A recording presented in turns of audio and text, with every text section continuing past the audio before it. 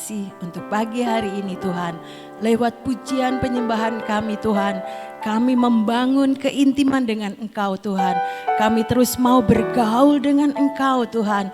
Lewat kebenaran firman-Mu juga Tuhan. Mari Roh Kudus ajari setiap kami untuk kami boleh menangkap apa yang daripadamu dan mampukan setiap kami untuk menjadi pelaku-pelaku firman. Terima kasih Tuhan untuk kesempatan yang sudah Engkau berikan buat setiap kami. Terima kasih Bapa, di dalam nama Yesus kami berdoa dan percaya. Shalom semuanya, selamat pagi. Kita belajar ya saudara-saudara, hidup bergaul dengan Allah. Ya saudara, ini ayat sangat bicara sama saya. Mazmur 25 ayat 14. Mazmur 25 ayat 14. Tuhan bergaul karib dengan orang yang takut akan Dia. Dan perjanjiannya diberitahukannya kepada mereka. Ya saudara, sering kan kalau kita sama teman aja mau denger bocorannya apa gitu ya saudara-saudara. Tapi ketika kita bergaul karib, enggak dengar dari orang, tapi Tuhan sendiri yang memberitahukan perjanjiannya kepada setiap kita yang mau bergaul karib dengan orang yang takut akan Dia. Biar kita semua adalah orang yang takut akan Tuhan. Amin ya saudara. Amsal 14 ayat 27. Takut akan Tuhan adalah sumber kehidupan, sehingga orang terhindar dari jerat maut. Takut akan Tuhan itu sumber kehidupan ya saudara-saudara. Jadi yang namanya sumber itu segala-galanya. Prinsipnya takut akan Tuhan. Takut akan Tuhan itu yang penting, yang menjadi sumber kehidupan saudara dan saya. Sehingga kita ini terhindar dari jerat maut. Takut akan Tuhan ketika hidup saudara dan saya ini mau bergaul dengan Tuhan. Ya saudara, di dalam cerita Alkitab ada namanya tokoh Nuh. Ya saudara, tokoh Nuh itu Kejadian 6. Ayat 9. Inilah riwayat Nuh. Nuh adalah seorang yang benar dan tidak bercela di antara orang-orang sezamannya. Dan Nuh itu hidup bergaul dengan Allah. Hebat sekali ya saudara-saudara. Dikatakan Alkitab yang nulis, Nuh adalah seorang yang benar dan tidak bercela di antara orang-orang sezamannya. Dan Nuh itu bergaul dengan Allah. Ya saudara. Jadi kita tahu ketika hidup saudara dan saya mau bergaul dengan Allah, maka kita yang mengerti mana yang benar, mana yang tidak benar, mana yang tidak boleh, mana yang boleh menurut Tuhan ya saudara-saudara, bukan menurut secara manusia. Nuh adalah seorang yang benar dan tidak bercela di antara orang-orang sezamannya. Ayat yang ke-11 ya saudara. Adapun bumi itu telah rusak di hadapan Allah dan penuh dengan kekerasan. Ayat 12. Allah menilik bumi itu dan sungguhlah rusak benar. Sebab semua manusia menjalankan hidup yang rusak di bumi. Pada zaman itu manusia itu sungguh sangat rusak. Tuhan menilik bumi itu, melihat ya saudara-saudara, ini manusia enggak ada yang benar. Tapi Alkitab nulis Nuh orang benar. Berarti itu adalah sesuatu perbedaan. Ketika Tuhan itu melihat ada sesuatu yang berbeda dalam hidup Nuh. Kita senang, kita ini ada di Goshen, orang yang dibedakan. Tapi kita juga harus hidup menjadi orang yang berbeda. Ya, seperti Nuh. Pada zaman itu Allah menilik itu sangat rusak. Menjalankan hidup yang rusak. Aneh ya saudara-saudara. Nuh tidak terkontaminasi. Biasanya kalau yang enggak bagus, yang jelek itu gampang nular ya saudara. Kalau yang bagus itu yang baik itu susah. Diterapkannya itu susah. Biasanya yang rusak, yang tidak membangun itu gampang terpolusi dalam kehidupan setiap manusia. Oleh sebab itu kita jaga hidup kita ya saudara, dengan hidup bergaul dengan Allah. Supaya kita ngerti takut akan Tuhan, mana yang boleh, mana yang enggak boleh. Seperti cerita Alkitab ini ditulis ya saudara-saudara. Dan apa yang menjadi rencana Tuhan itu dikasih tahu sama Nuh. Karena Nuh itu bergaul dengan Allah. Ayat yang ke-13. Berfirmanlah Allah kepada Nuh, aku telah memutuskan untuk mengakhiri hidup segala makhluk. Sebab bumi telah penuh dengan kekerasan oleh mereka. Jadi aku, Tuhan, akan memusnahkan mereka bersama-sama dengan bumi ini. Rencana Tuhan akan memusnahkan seluruh bumi ya saudara. Ayat yang ke-14. Ini yang menjadi perintah Tuhan kepada Nuh. Buatlah bagimu sebuah bahtera dari kayu gofir. Bahtera itu harus kau buat berpetak-petak dan harus kau tutup dengan pakal dari luar dan dari dalam. Ini yang menjadi perintah Tuhan. Sehingga lewat bahtera itu Nuh menjadi orang-orang yang diselamatkan. Beserta keluarganya, beserta binatang-binatang yang Tuhan pilihkan. Ya saudara-saudara, ini sesuatu yang sangat berbeda pada zaman Nuh waktu itu. Ya saudara, kita bisa belajar dari cerita ini. Nuh hidup bergaul dengan Allah.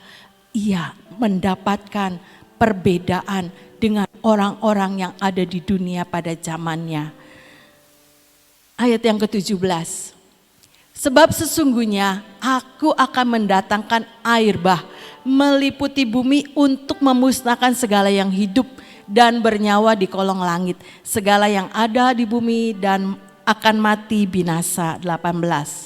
Tetapi dengan engkau aku akan mengadakan perjanjianku dan engkau akan masuk ke dalam bahtera itu. Engkau bersama-sama dengan anak-anakmu dan istrimu dan istri anak-anakmu. Nuh dan keluarganya menjadi orang-orang yang diselamatkan.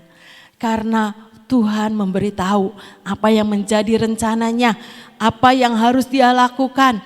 Sehingga Nuh ini membuat bahtera untuk menyelamatkan seisi keluarga beserta binatang-binatang yang Tuhan perintahkan. Lukas 7 mungkin tidak ditulis di situ ya. Lukas 7 ayat 26.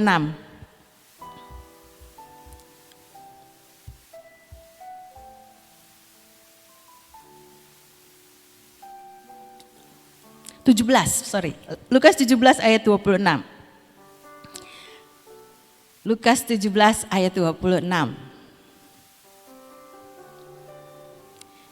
Dan sama Lukas 17 ya. Dan sama seperti terjadi pada zaman Nuh. Demikian pula lah halnya kelak pada hari-hari anak manusia. 27. Mereka makan dan minum, mereka kawin dan dikawinkan sampai kepada hari Nuh masuk ke dalam bahtera, lalu datanglah air bah dan membinasakan mereka semua. Hari-hari kedatangan anak manusia tidak seorang pun yang tahu. Tapi ini menjadi prepare buat kita sebagai anak-anak Tuhan. Keadaan seperti Nuh itu akan terjadi, memang bukan air bah. Terjemahan lain itu banjir besar. Kita tidak tahu banjir besar yang bagaimana yang akan terjadi. Tapi kita sebagai anak-anak Tuhan, Alkitab sudah mengingatkan Ayat ke-26, ulang sekali lagi. Dan sama seperti terjadi pada zaman Nuh, demikian pula lah halnya kelak pada hari-hari Anak Manusia.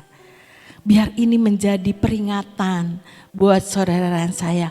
Ayo, selagi masih ada kesempatan, bergaul dengan Allah. Membangun keintiman dengan Tuhan. Membangun keintiman itu tidak bisa instan sehari ya saudara. Saya kenal Ci Ina itu ya bertahun-tahun.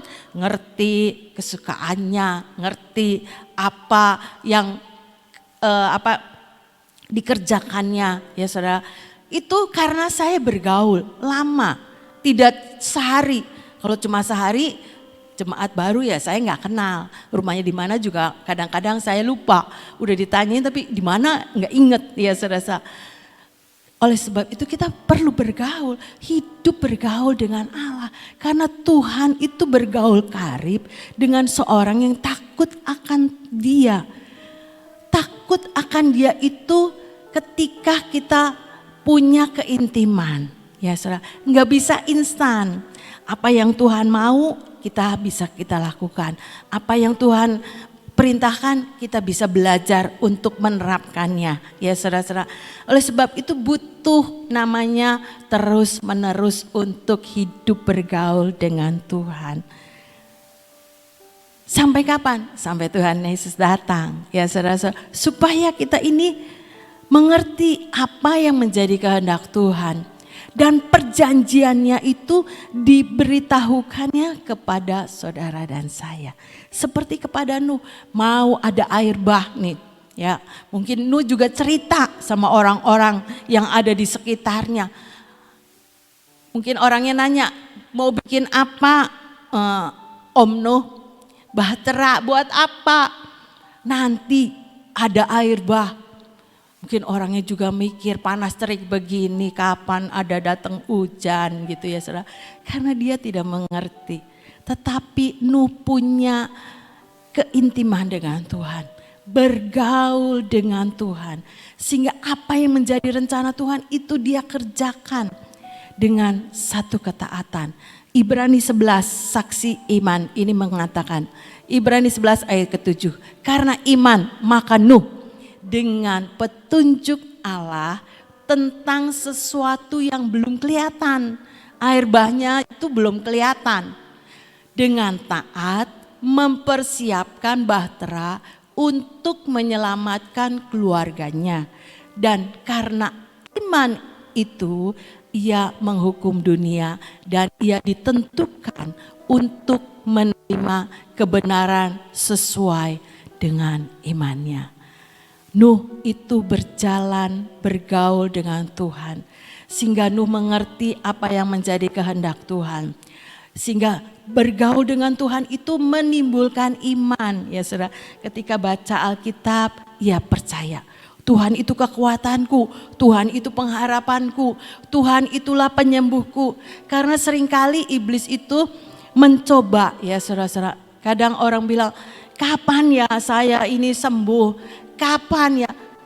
Saya bilang dengan iman harus percaya ibu sudah disembuhkan Tuhan. Oh gitu ya, iya. Dengan iman. Karena apa? Karena apa yang kita lihat itu yang akan membuat saudara dan saya itu tidak punya percaya. Tuhan sudah menyembuhkan. Kita harus percaya dan deklarasikan. Saya sudah sembuh. Bilur Yesus sudah menyembuhkan. Itu akan menyemangati keadaan kondisi kesehatan ibu kata saya. Sehingga bukan tambah drop, tapi itu akan membuat kita membangun manusia roh kita dan yang menjadi tubuh jasmani itu akan terbangun juga kata saya. Iya betul kata dia dan dia lakukan. Iya, saya percaya kalau bangun tidur saya sehat, saya diberkati. Pokoknya mengucapkan deklarasi yang seperti Tuhan mau kata saya. Itu membangun manusia batiniah kita. Sehingga tidak terlena dengan terpaku, dengan mellow ya saudara-saudara. Menghadapi pergumulan, menghadapi sakit yang mungkin belum juga sembuh. Kapan gitu ya, seakan-akan nunggu seperti orang yang di kolam Bethesda itu. Gak ada orang yang antar saya masuk kolam. Tapi kata Tuhan, maukah engkau sembuh? Angkat tilammu. Seketika itu juga orang itu jadi sembuh. Ya saudara. Jadi kita harus memperkatakan perkataan-perkataan iman. Untuk apa? Kita ini punya pengharapan, punya kekuatan, membangun manusia yang di dalam. Karena kita tahu punya Allah yang hidup dan berkuasa, yang sanggup melakukan segala perkara untuk mendatangkan kebaikan buat setiap kita yang percaya. Oleh sebab itu saudara, bangun keintiman dengan Tuhan, bergaul dengan Tuhan hari demi hari. Saya diberkati waktu Ibu Nani cerita tentang masa kesukaran. Itu cerita Elia itu dibawa ke Sungai Kerit, ya saudara. 1 Raja-Raja 17, yuk kita saya ingatkan ini kembali. 1 Raja-Raja 17 ayat yang ke-1 sampai ke-6. Lalu berkatalah Elia orang Tisbe dari Tisbe Gilead kepada Ahab, demi Tuhan yang hidup Allah Israel yang kulayani, sesungguhnya tidak ada embun atau hujan pada tahun-tahun ini kecuali kukatakan.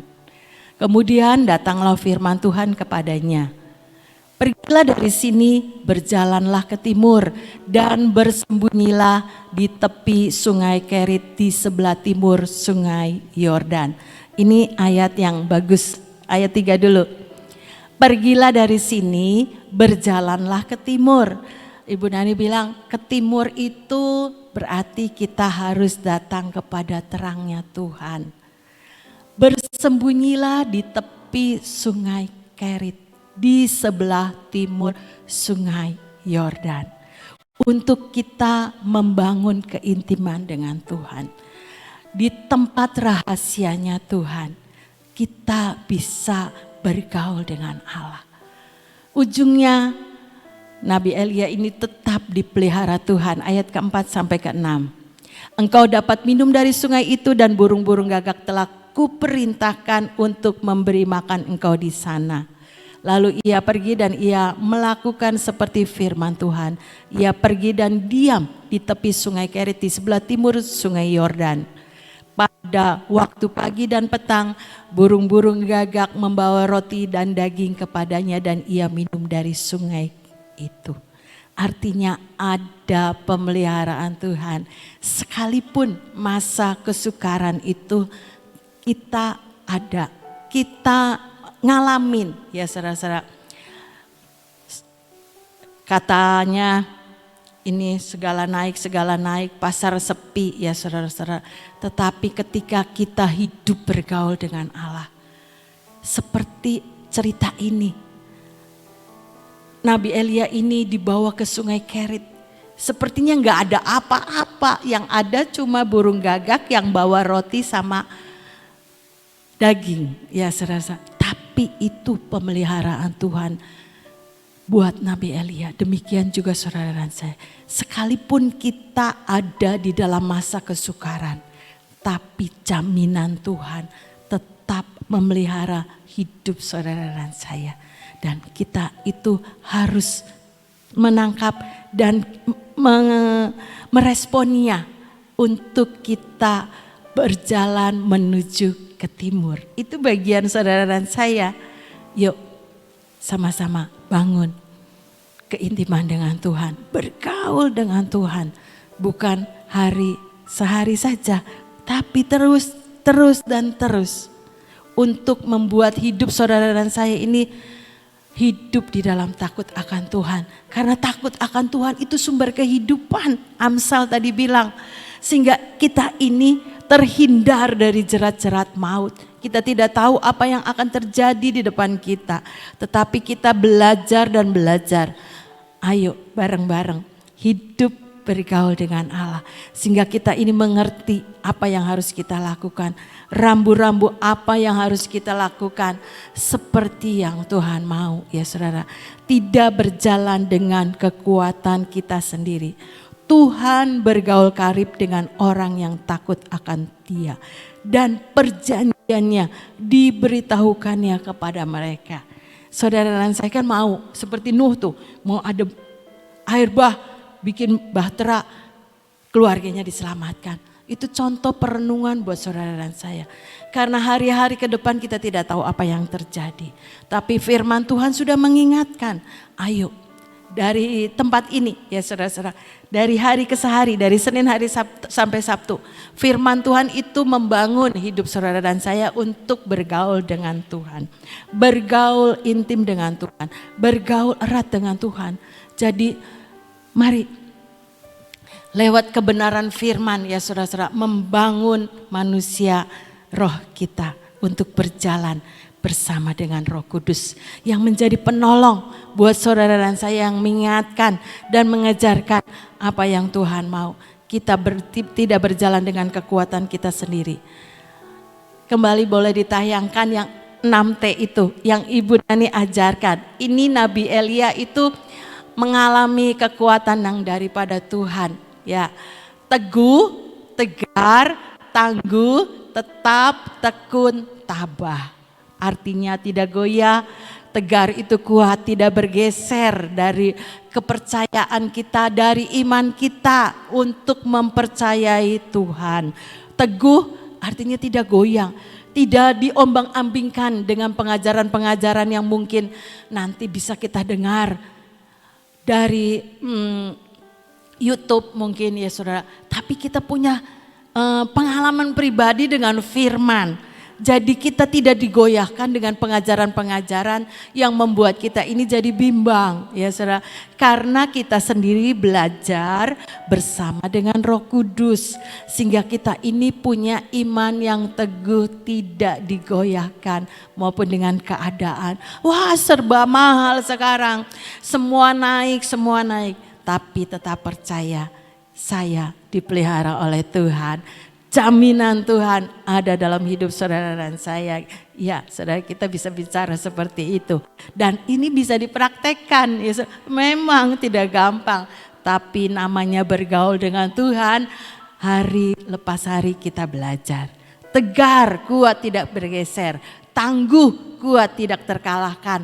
Tetap tidak bergerak. Tekun, continue, ya saudara, tabah, hatinya tidak bergeser. Biar ini menjadi perenungan dan pembelajaran. Saya ingatkan cerita ini untuk saudara dan saya ini tetap tahu bahwa bersama dengan Tuhan kita dapat melakukan perkara-perkara yang hebat. Seperti Nuh, Kejadian 7 ayat 1. Kejadian 7 ayat 1.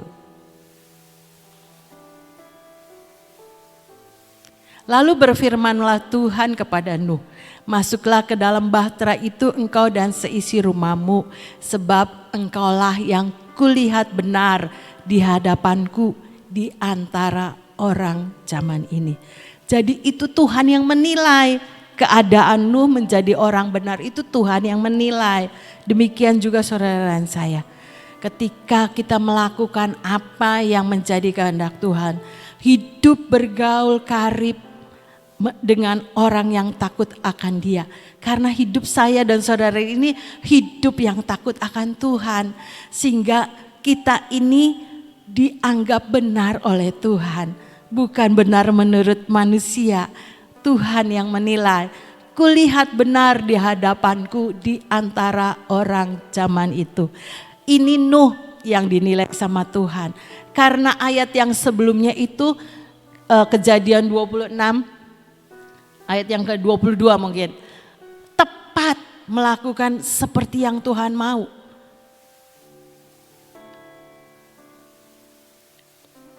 Bukan, Kejadiannya 6. Kejadian 6 bukan Kejadian 26. Ayat di atasnya aja tadi. Nuh itu melakukan dengan tepat apa yang Tuhan mau. Nih, lalu Nuh melakukan semuanya itu tepat seperti yang diperintahkan Allah kepadanya. Demikianlah dilakukannya. Orang yang bergaul dengan Tuhan bisa melakukan ketepatan apa yang Tuhan mau. seperti Nuh ini. Suruh bikin bahtera, panggil itu binatang-binatang sampai bahteranya itu ditutup dan Nuh diselamatkan. Ya saudara, tepat seperti yang diperintahkan Allah kepadanya. Demikian juga saudara saya, yuk bareng-bareng kita belajar hidup bergaul dengan Tuhan. Karena hidup saudara dan saya ini belajar dan belajar untuk takut akan Dia. Sehingga perjanjiannya itu diberitahukannya kepada setiap kita. Perjanjiannya akan ada masa kesukaran.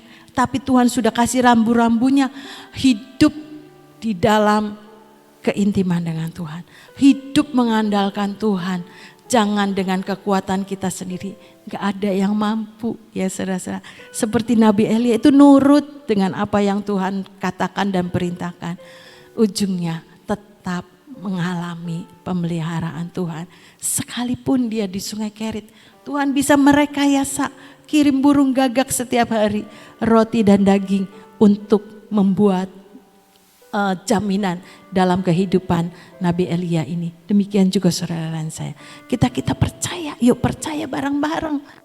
Percaya dengan kebenaran firman. Bangun pergaulan kita dengan Tuhan. Jangan yang lain. Jangan terpolusi dengan keadaan-keadaan dunia. Banyak ditawarkan hari-hari ini ya saudara-saudara. Tayangan-tayangan yang lebih menarik. Tetapi kita lebih menarik ketika hidup saudara dan saya membangun keintiman dengan Tuhan. Biar itu menjadi rema buat setiap kita seperti cerita Nuh ini. Dia menjadi orang benar dan tidak bercela di zamannya. Dan hidup bergaul dengan Allah. Amin, amin. Tuhan Yesus memberkati. Saudara, sebagai sesuatu gambaran tadi Ibu Kuatlan bagaimana cara bergaul untuk dekat dengan Ibu Ina, harus mengerti dan bergaul itu membutuhkan waktu ya. Jadi yang jelas kita lihat suatu pergaulan yang erat itu butuh waktu ya. Seseorang yang gambaran yang lebih jelas itu adalah gambaran suami istri ya. Orang kalau baru menikah dan pacarannya cuma sebentar, itu belum dapat dikatakan bergaul dengan erat ya.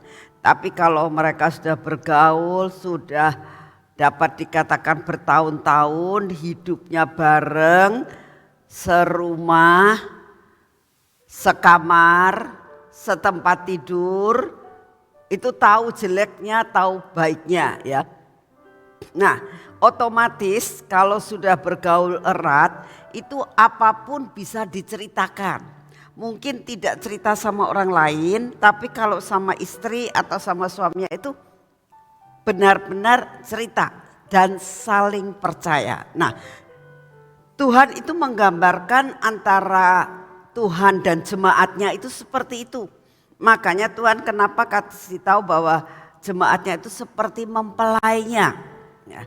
Karena apa? Karena Tuhan itu ingin bergaul erat dengan mempelainya. Seperti seorang suami yang ingin bergaul erat dengan istrinya. Demikian juga Tuhan itu sangat rindu saudara dan saya itu sebagai mempelai-mempelai Kristus. Akhir zaman ini dikatakan nanti pada akhir zaman akan terjadi seperti zamannya Nuh. Ya. Jadi yang Tuhan merindukan saudara dan saya ini punya hubungan yang bergaul erat dengan Tuhan. Nah, lebih erat kita bergaul dengan Tuhan, maka Tuhan akan memberitahukan segala sesuatu apa yang saat-saat ini akan terjadi ya.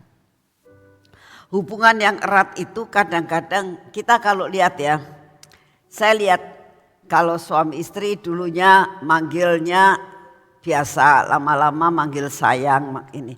Tapi salah satu saya kadang-kadang itu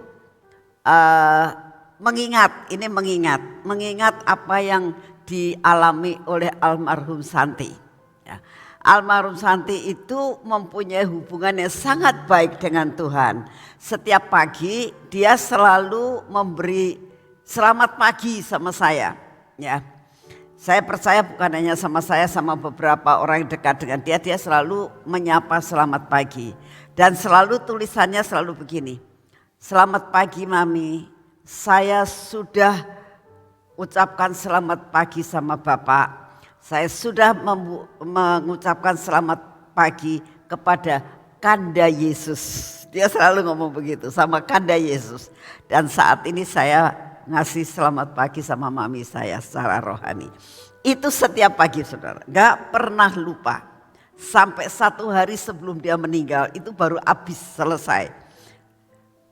Sehari itu waktu dioperasi paginya masih menyapa, ya. Terus malamnya dia nggak ada. Itu terakhir yang saya dapatkan WA dari dia. Dia selalu sampai mengatakan begitu, memanggil Tuhannya sebagai kekasih, gitu, ya. Memanggil, dan saya sudah rada lupa dengan perkataan Kanda dan Dinda, itu kan zaman kuno ya, zaman kuno banget itu kalau ngomongnya Kandaku, Dindaku gitu. Tapi ini anak selalu membahasakan seperti itu. Ini ungkapan, ya, ungkapan bahwa dia itu benar-benar mencintai akan Yesus sebagai kekasihnya. Ya. Nah, sebenarnya Tuhan pun sangat merindukan saudara dan saya itu juga sebagai mempelai Kristus mempunyai hubungan yang sangat erat, mempunyai hubungan yang sangat intim dengan Tuhannya. Menghadapi masa-masa seperti ini, tadi Ibu Kuatlan sampaikan banyak masalah yang kita hadapi. Yang kedua, semua barang naik, resesi ada dan sebagainya. Tapi percayalah, apapun yang terjadi, Tuhan yang sebagai kekasih kita itu tidak akan membiarkan kita. Ya, Tuhan itu akan mencukupkan kita, bahkan berlebih. Saya tutup dengan satu, saya ingat akan apa yang pernah saya alami. Pada waktu saya masih pacaran, ya, kan saya harus pindah ke Cirebon. Saya belum tahu apa yang harus saya lakukan di Cirebon. Suatu saat saya itu ngomong sama pacar saya, yaitu akhirnya menjadi suami saya sampai dibawa pulang. Saya ngomong gini, kalau saya menikah sama kamu, saya kan kamu bawa ke Cirebon. Kayaknya saya bilang, kamu tuh nanti ngasih makan sama saya enggak? Saya bilang gitu ya. Terus dia ketawa. Kamu tuh pertanyaannya aneh katanya gitu. Masa sayanya sudah membawa kamu, sudah menjadikan kamu sebagai istri saya, terus saya bawa kamu ke Cirebon, masa gak tak kasih makan? Katanya gitu. Bukan, saya mau nanya aja. Kenapa kamu tanya begitu? Ya nggak tahu sama saya tanya aja. Kamu percaya nggak kamu kalau saya kasih kamu makan? Ya percayalah, karena kamu kan sudah kerja, bisa cari duit. Sedangkan saya nggak kerja. Saya bilang nanti kalau kamu bawa ke Cirebon kamu kasih makan nggak? Itu pertanyaan yang nggak perlu dijawab katanya gitu. Kalau saya sudah mau menikah sama kamu, saya akan tanggung jawab sama kamu. Saya akan benar-benar mencukupi apa yang menjadi kebutuhan kamu. Saudara, itu baru pacar, belum jadi suami. Apalagi Tuhan yang mau menjadikan saudara dan saya itu menjadi mempelainya. Tuhan pasti menjamin. Amin. Gak usah takut dalam menghadapi apapun, ada jaminan yang dari Tuhan. Amin. Yuk kita berdoa. Bapa, kami mengucap syukur untuk segala sesuatu yang sudah kami dengar pada saat ini ya Tuhan. Terima kasih karena Kau sungguh amat sangat baik atas hidup kami. Terima kasih Tuhan, selama 1 jam kami boleh menyembah Engkau. Selama saat ini kami boleh mendengar firman-Mu. Biarlah firman yang kami dengar menjadi kekuatan dalam hidup kami. Selama kami bergaul karib dengan Engkau, Apa yang bakal terjadi Engkau akan memberitahukan kepada kami. Dan jaminan-Mu tidak akan pernah lepas daripada kami. Terima kasih untuk kasih setia-Mu. Bapa, saat ini kami datang di hadapan-Mu. Kami tetap Tuhan mau gantung sama Engkau. Karena kami tahu kami tidak bisa hidup di luar Engkau Tuhan. Gantungan kami hanya Engkau, tidak ada yang lain. Oleh karena itu saat ini kami datang di hadapan-Mu Bapa. Apapun yang bakal terjadi, keadaan negara dan bangsa kami minta di dalam nama-Mu. Biarlah Engkau buat kami tetap percaya kepadamu bahwa Engkau akan menjamin hidup kami. Bapa yang di surga, kami berdoa untuk Bapak Presiden kami dengan semua stafnya, dengan menyelesaikan kemelut-kemelut yang ada. Tuhan, Kau tahu keadaan saat ini. Mereka benar-benar saat ini bekerja keras Tuhan untuk menyelesaikan dan mengentaskan akan semua masalah yang terjadi. Politik yang ada dalam menghadapi pemilu maupun menghadapi apapun, resesi yang ada, keadaan perekonomian yang belum menentu. Tuhan, sangat-sangat banyak Tuhan yang harus dikerjakan. PR-nya sangat banyak. Kami hanya minta anugerah-Mu turun. Berikan kepada Bapak Presiden kami kekuatan, kemampuan, hikmat, kebijaksanaan Tuhan. Kami juga berdoa pada saat ini. Engkau sendiri yang akan memberikan juga kepada semua staf yang ada. Untuk bersama-sama ada kesatuan dan unity. Untuk menentukan dan mengambil keputusan yang sangat tepat dan prima. Untuk mengentaskan semua masalah yang ada. Terima kasih untuk kasih setia-Mu ya Bapa. Saat ini kami datang di hadapan-Mu. Kami juga berdoa saat ini untuk keadaan kami masing-masing. Semua pergumulan kami yang ada Tuhan. Pergumulan masalah kesehatan, pergumulan masalah ekonomi, masalah anak, masalah suami, masalah istri. Banyak hal yang kami hadapi Tuhan. Kami mau mempersembahkan semua kepadamu. Karena kami percaya hanya Engkaulah jawaban. Firman-Mu serta pujian tadi. Masih ada Engkau Tuhan. Kami percaya Engkau yang akan menyelesaikan masalah kami. Terima kasih untuk kasih setia-Mu. Bapa, saat ini kami juga datang di hadapan-Mu. Kami minta daya tahan tubuh yang baru Tuhan. Daya tahan tubuh yang ilahi. Supaya kami mendapatkan kekuatan. Mendapatkan kesehatan yang daripada-Mu. Karena daya tahan tubuh memasuki akan semua sel-sel dalam tubuh kami. Daya tahan tubuh ini memasuki akan darah kami. Sehingga benar-benar kami menerima akan daya tahan tubuh yang baru. Daya tahan tubuh yang ilahi yang kami terima daripada-Mu hari ini. Terima kasih untuk kasih setia-Mu. Bapak, kami mengucap syukur untuk semua dan semuanya ini. Terima kasih untuk kasih setia-Mu. Dalam nama Tuhan Yesus. Kita masuk dalam pengurapan.